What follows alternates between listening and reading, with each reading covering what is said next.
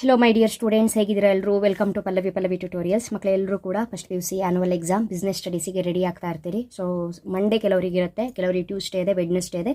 District wise ಆಗಿರೋದ್ರಿಂದ ಕೆಲವೊಂದು ಡಿಸ್ಟಿಕ್ಗಳಲ್ಲಿ changes ಇರುತ್ತೆ ಟೈಮ್ ಟೇಬಲ್ಲು. ಸದ್ಯ ಯಾರ್ಯಾರು ಬಿಸ್ನೆಸ್ ಸ್ಟಡೀಸಿಗೆ ರೆಡಿ ಆಗ್ತಾ ಇದ್ದೀರಿ, ಪ್ರಿಪೇರ್ ಆಗ್ತಾ ಇದ್ದೀರಿ, ಅವರಿಗೆ 2 ಮಾರ್ಕ್ಸಿನ ಥಿಯರಿ ಕ್ವಶನ್ಸು ಯಾವ್ದಾವ್ದು ಓದ್ಕೊಳ್ಬೇಕು, ಯಾವ ರೀತಿ ಓದ್ಕೊಳ್ಬೇಕು. Because business studies theory subject ಆಗಿರೋದ್ರಿಂದ ನಮಗೆ ಅಕೌಂಟ್ಸ್ ಈಸಿ ಆಗಿಬಿಡುತ್ತೆ. ಬಟ್ ಬಿಸ್ನೆಸ್ ಏನಾಗುತ್ತೆ ಅಂತ ಹೇಳಿದ್ರೆ ಸಿಕ್ಕಾಪಟ್ಟೆ ಕಾನ್ಸೆಪ್ಟ್ ಇದೆ, ಯಾವುದನ್ನು ಓದ್ಕೊಳ್ಬೇಕು ಅನ್ನುವಂಥ ಕನ್ಫ್ಯೂಷನಲ್ಲಿ ಇರ್ತೀರಿ.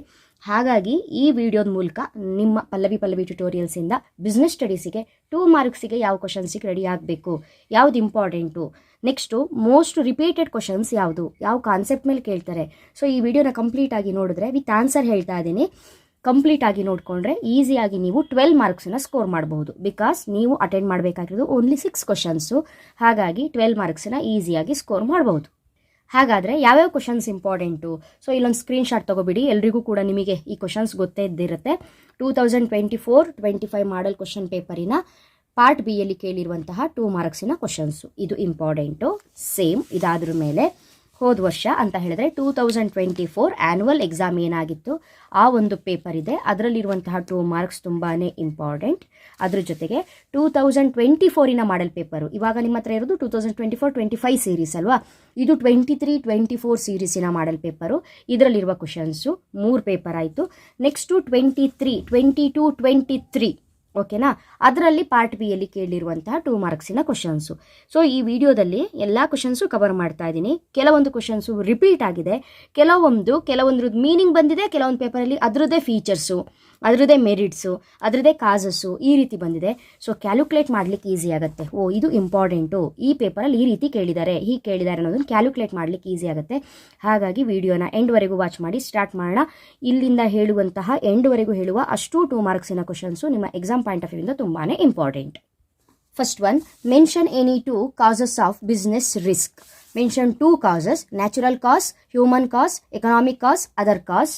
ಸೇಮ್ ಟೈಮ್ ಇನ್ನೊಂದು ಪೇಪರಲ್ಲಿ ಬಿಸ್ನೆಸ್ ರಿಸ್ಕ್ ಅಂತ ಹೇಳಿದ್ರೆ ಏನು ಅಂತ ಕೇಳಿದ್ದಾರೆ. ಸೊ ಬಿಸ್ನೆಸ್ ರಿಸ್ಕಿನ ಕಾಸಸ್ ಜೊತೆಗೆ ಬಿಸ್ನೆಸ್ ರಿಸ್ಕ್ ಅಂತ ಹೇಳಿದ್ರೆ ಏನು ಕೂಡ ನೋಡ್ಕೊಂಡಿರಬೇಕು. Business risk refers to the possibility of inadequate profits or even losses due to uncertainties or unexpected events. Next, define joint stock company. According to the Companies Act 2013, company means a company incorporated under this act or any of the previous company laws ಅಂತ ಬರೀಬೇಕು. ಇದು important topic. Next, state any 2 merits of statutory corporations. ಇಲ್ಲಿ statutory ಕಾರ್ಪೊರೇಷನ್ಸು important, ಅದ್ರ ಜೊತೆಗೆ government companies ಏನಿದೆ ಅದು important. Next, departmental undertakings ಏನಿದೆ ಅದು ಕೂಡ ಇಂಪಾರ್ಟೆಂಟ್ ಆಗಿರುತ್ತೆ. Merits of statutory corporations: they are free from undesirable government regulation and control. They are valuable instruments for economic development of the nation. Next one, state any 2 resources required for the successful implementation of e-business. ಇದಕ್ಕೆ answer men, money and machines, website, internet, computer system. Next one, what is social responsibility of business? Social responsibility of business refers to its obligation to take those decisions and perform those actions which are desirable in terms of the objectives and values of our society. Next 22, state any 2 functions of promoters. ನೋಡಿ, promotion ಅಲ್ಲಿ stages ಅಂತ ಹೇಳಿದ್ರೆ formation of a company ಏನಿದೆ ಅದರಲ್ಲಿ 4 stages ಬರುತ್ತಲ್ಲ, ಅದರಲ್ಲಿ promotion stage, incorporation stage ಅಂತ ಏನು ಬರುತ್ತೆ ಅದು ಕೂಡ ಇಂಪಾರ್ಟೆಂಟು. ಅದ್ರ ಜೊತೆಗೆ ಇಲ್ಲಿ ಫಂಕ್ಷನ್ಸ್ ಆಫ್ ಪ್ರಮೋಟರ್ಸ್ ಕೇಳಿದರೆ ಅದು ಕೂಡ 2 ಮಾರ್ಕ್ಸಿಗೆ ಆಗಿರೋದ್ರಿಂದ 2 ಫಂಕ್ಷನ್ಸನ್ನು ಬರೆದ್ರೆ ಸಾಕು. ನಾನಿಲ್ಲಿ ಸ್ವಲ್ಪ ಜಾಸ್ತಿ ಫಂಕ್ಷನ್ಸನ್ನು ಬರೆದಿದ್ದೀನಿ, ಇಂಪಾರ್ಟೆಂಟ್ ಆಗಿರುತ್ತೆ ಬಿಕಾಸ್ ಇದು 4 ಮಾರ್ಕ್ಸಿನ ಕಾನ್ಸೆಪ್ಟಿಗೂ ಇಂಪಾರ್ಟೆಂಟ್ ಆಗಿರೋದ್ರಿಂದ. Identification of business opportunity, feasibility studies, name approval, fixing up signatories to the MOA memorandum of association, appointment of professionals, preparation of necessary documents. Next question number 23, name the types of shares generally issued by companies: equity shares, preference shares. Company ಯಾವ ರೀತಿಯ ಶೇರ್ಸ್ಗಳನ್ನ general ಆಗಿ issue ಮಾಡುತ್ತೆ ಅಂತ ಹೇಳಿದ್ರೆ equity and preference. Who are the parties in a lease contract? Very important topic. Lessor and lessee. Give the meaning of entrepreneurship. Entrepreneurship is the process of setting up one's own business. It is one of the 4 major factors of production. ಈ ಪೇಪರಲ್ಲಿ last question, state any 2 types of itinerant retailers commonly seen in India ಅಂತ ಇದೆ. Answer peddlers and hawkers, market traders, street traders, cheap jacks. Next 2024 annual exam ಪೇಪರಲ್ಲಿ ಏನೇನು questions ಇದೆ ಅದಕ್ಕೆ ಆನ್ಸರ್ನ ಹೇಳ್ತಾ ಇದ್ದೀನಿ. Same mention any 2 causes of business risk ಮುಗಿತು. Give the meaning of cooperative society, ಆ ಪೇಪರಲ್ಲಿ ಜಾಯಿಂಟ್ ಸ್ಟಾಕ್ ಕಂಪನಿ ಕೇಳಿದ್ರು, ಇಲ್ಲಿ ಕೋಆಪರೇಟಿವ್ ಸೊಸೈಟಿ ಇದೆ. ಇದ್ರ ಜೊತೆಗೆ ಡಿಫೈನ್ ಪಾರ್ಟ್ನರ್ಶಿಪ್ ಕೂಡ ತುಂಬ ಇಂಪಾರ್ಟೆಂಟ್. ಓಕೆನಾ, ಇಲ್ಲಿ ಇವಾಗ ನೀವು meaning of cooperative society, the cooperative society is a voluntary association of persons who join together with the motive of welfare of the members. Okay, next one, state any 2 merits of government company. ನೋಡಿ, ಅಲ್ಲಿ statutory corporation ಕೇಳಿದ್ರು, ಇಲ್ಲಿ government company ಕೇಳಿದ್ದಾರೆ ಅಷ್ಟೇ. Government ಕಂಪನಿಯ 2 merits, it has A separate legal entity apart from the government, it enjoys independence in taking decisions in the interest of the business. Next one, very important topic, give the meaning of cookies ಅಂತ ಕೇಳಿದ್ದಾರೆ. So ಇದು ಕೂಡ important, already ಇಲ್ಲಿ ಬರ್ದಿದ್ದೀನಿ ಅಂತ ಹೇಳಿದ್ರೆ 1 year ಅಲ್ಲಿ ಬಂದಿದೆ ಅಂತಾನೆ ಅರ್ಥ. ಇದು a cookie is information that a website puts on your hard disk so that it can remember something about you at a later time. Or ಇನ್ನೊಂದು ಇನ್ಫಾರ್ಮೇಶನ್ ಬರೀಬಹುದು, it is information for future use that is stored by the server on the client side of a client or server communication. So cookies ಅಂತ ಹೇಳಿದ್ರೆ ಏನು ಅಂತ ಬರೀಬೇಕು. Next one, what is business ethics ಅಂತ ಇದೆ. Social responsibilities ಏನಿದೆ ಆ concept ತುಂಬಾನೇ ಇಂಪಾರ್ಟೆಂಟು. ಅದರಲ್ಲಿ towards government, towards employees, towards customers, towards investors ಎಲ್ಲವೂ ಕೂಡ ಇಂಪಾರ್ಟೆಂಟ್ ಆಗಿರುತ್ತೆ ಕಾನ್ಸೆಪ್ಟು. ಅದರಲ್ಲಿ ಇನ್ನೊಂದು ಇಂಪಾರ್ಟೆಂಟ್ ಕಾನ್ಸೆಪ್ಟ್ ಅಂದರೆ ಬಿಸ್ನೆಸ್ ಎಥಿಕ್ಸು. ನೀವು ಬಿಸ್ನೆಸ್ ಎಥಿಕ್ಸ್ ಅಂತ ಹೇಳಿದ್ರೆ ಏನು ಅಂತ ನೋಡ್ಕೊಳ್ಬೇಕು. ಅದರಲ್ಲಿ ಎಲಿಮೆಂಟ್ಸ್ ಆಫ್ ಬಿಸ್ನೆಸ್ ಎಥಿಕ್ಸ್ ಇದೆ ನೋಡಿ, ಅದು ಕೂಡ ನೋಡ್ಕೊಳ್ಬೇಕು. 5 ಪಾಯಿಂಟ್ ಇದೆ, ಕರೆಕ್ಟಾಗಿ ನೋಡ್ಕೊಂಡಿರಿ. Business ethics refers to the socially determined moral principles which should govern business activities. Examples ಬರ್ತಿದ್ದೀನಿ, ರೀಸನ್ ಎಕ್ಸಾಂಪಲ್ ಕೇಳಬಹುದು ಅಂತ. Charging fair prices to customers, ಯಾವುದಕ್ಕೆ? ಬಿಸ್ನೆಸ್ ಎಥಿಕ್ಸಿಗೆ. ಬಿಸ್ನೆಸ್ ಎಥಿಕ್ಸ್ ಅಂತ ಹೇಳಿದ್ರೆ ಏನು ಅಂತ ಗೊತ್ತು. ಹಾಗಾದ್ರೆ ಎಥಿಕಲಿ ಒಳ್ಳೆ ಎಥಿಕ್ಸ್ನ ಇಟ್ಕೊಂಡು ಬಿಸ್ನೆಸ್ ಮಾಡೋದಂದ್ರೆ ಏನು ಮಾಡ್ಬೋದು? ಫಾರ್ ಎಕ್ಸಾಂಪಲ್ ನಾವೇನು ಮಾಡಬೇಕಾಗತ್ತೆ ಅಂತ ಹೇಳಿದ್ರೆ, charging fair prices to customers, earning reasonable profits. Next one, name the first 2 stages in the formation of a company. ಅವಾಗಲೇ ಹೇಳಿದೆ ನಾನು, ಅಲ್ಲಿ ಪ್ರಮೋಟರ್ ಫಂಕ್ಷನ್ಸ್ ಕೇಳಿದ್ರು. ಅದೇ ರೀತಿ ಪ್ರಮೋಟರ್ ಅಂದ್ರೆ ಯಾರು ಅಂತ ಕೇಳ್ಬೋದು. ಇಲ್ಲಿ ಅದೇ ಚಾಪ್ಟರ್ ಮೇಲೆ ಫಾರ್ಮೇಷನ್ ಆಫ್ ಎ ಕಂಪನಿ ಸ್ಟೇಜಸ್ನ ಕೇಳಿದ್ದಾರೆ. Promotion stage, incorporation stage, capital subscription, commencement of business. ಓಕೆನಾ. Next one, state any 2 types of debentures ಅಂತ ಕೇಳಿದ್ದಾರೆ. ಅಲ್ಲೇನು ಕೇಳಿದ್ರು? ಕಂಪನಿ ಜನರಲ್ ಆಗಿ ಯಾವ ರೀತಿಯ ಶೇರ್ಸ್ಗಳನ್ನ ಇಶ್ಯೂ ಮಾಡುತ್ತೆ ಪಬ್ಲಿಕ್ಗೆ ಅಂತ ಕೇಳಿದ್ರು. ನೀವಲ್ಲಿ ಈಕ್ವಿಟಿ ಶೇರ್ಸು, ಪ್ರಿಫರೆನ್ಸ್ ಶೇರ್ಸು ಅಂತ ಬರ್ದಿರಿ. ಇಲ್ಲಿ ಟೈಪ್ಸ್ ಆಫ್ ಡಿಬೆಂಚರ್ಸ್ ಅನ್ನ ಕೇಳಿದ್ದಾರೆ. ಟೈಪ್ಸ್ ಆಫ್ ಡಿಬೆಂಚರ್ಸ್ ಯಾವುದು? Secured debentures, unsecured debentures, registered debentures, bearer debentures. ಓಕೆನಾ. Next question number 24, name any 2 factors that affect the choice of source of finance. Finance ಅನ್ನ ನಾವು select ಮಾಡುವಾಗ, choice ಮಾಡುವಾಗ ಏನೇನು factors affect ಆಗುತ್ತೆ ಅಂತ ಹೇಳ್ಕೊಂಡು, cost, risk profile, tax benefits, flexibility and ease, form of organisation and legal status. 5 point ಬರ್ತಿದ್ದೀನಿ. Reason ಇದು 4 ಮಾರ್ಕ್ಸಿಗೂ important. Write any 2 intellectual property rights ಅಂತ ಇದೆ. ಯಾವುದಾದ್ರೂ 2 ಪ್ರಾಪರ್ಟಿ ರೈಟ್ಸ್ನ ಬರಿಬೇಕು. Trademark, novels or poems, films, musical works. Next ಈ ಪೇಪರಲ್ಲಿ last question, state any 2 types of products suitable for selling through vending machine ಅಂತ ಕೇಳಿದ್ದಾರೆ.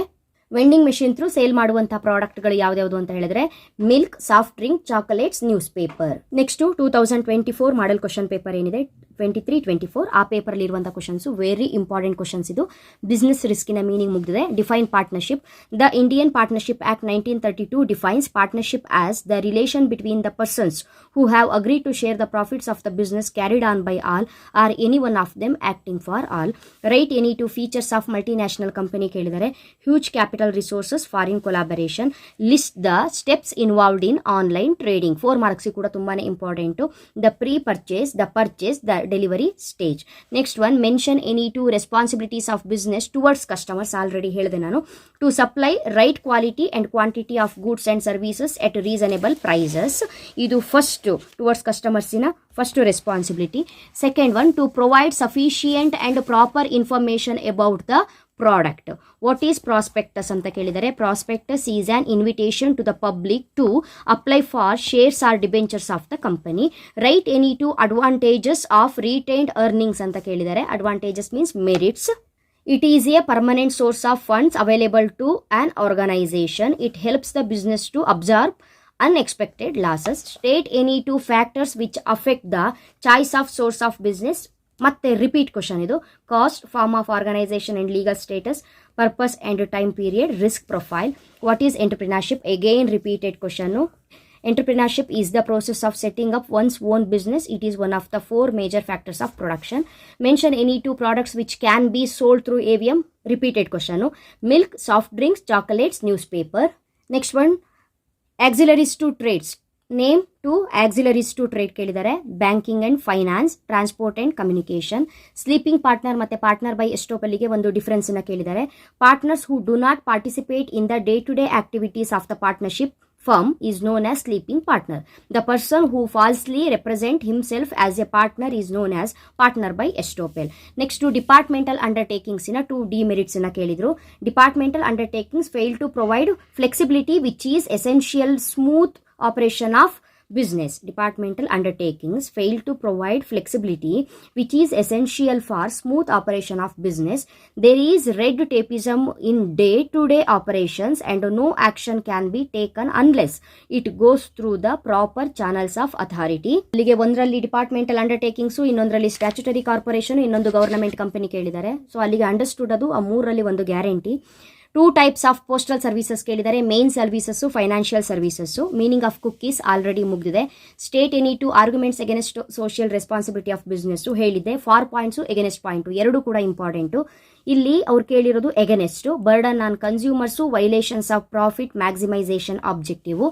MOA AOA ನಿಮ್ಮ 4 ಮಾರ್ಕ್ಸಿಗೆ ಇಂಪಾರ್ಟೆಂಟ್ ಕಾನ್ಸೆಪ್ಟು. ಅಲ್ಲಿ ನೀವು 4 ಡಿಫ್ರೆನ್ಸನ್ನ ನೋಡ್ಕೊಂಡಿರಲೇಬೇಕು.